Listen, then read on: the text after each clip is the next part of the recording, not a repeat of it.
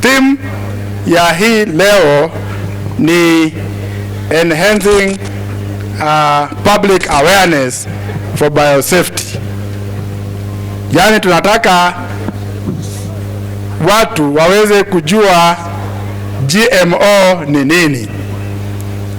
Vile mnajua GMO ni kitu mgeni, hatujakuwa nayo kwa muda mrefu, lakini ni kitu ambayo inatusaidia sisi kama Kakamega County na Kenya kwa ujumla.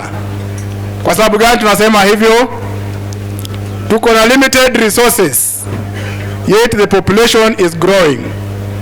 Limited resources in terms of agriculture and food security, na ili tuweze kuhimidi hiyo food security, we need scientific methods ambazo zitafanya tuweze kupata chakula ya kutosha, ambayo itafanya tuweze kukabiliana na pests and diseases ambazo zinatak vyakula zetu zinapo grow kwa mashamba.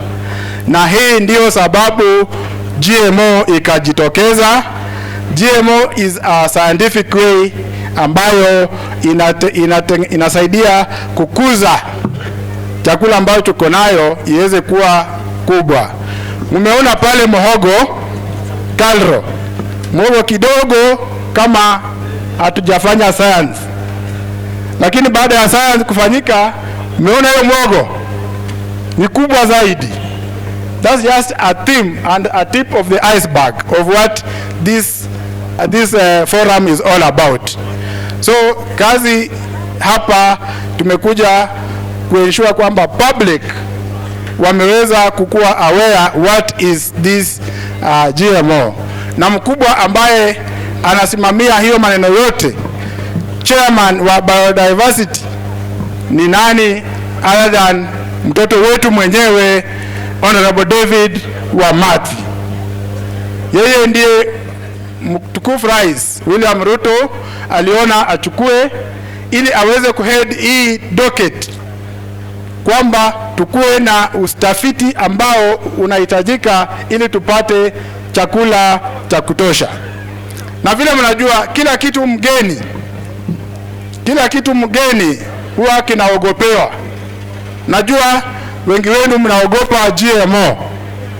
Mkisikia jina GMO mnasieti na vitu vingine ambazo mmepewa misinformation na disinformation.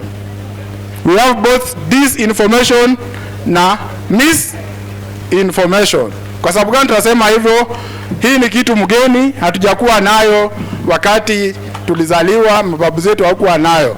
GMO ni kitu mzuri, na wakati hawa tuko na wanasayansi ambao ni wa hali ya tajriba ya juu ambao wamekuja kutuelimisha GMO ni nini, ili tuweze kutumia hii nafasi kuembrace GMO kama watu wa Kakamega County, ili tuweze kujumuika pamoja.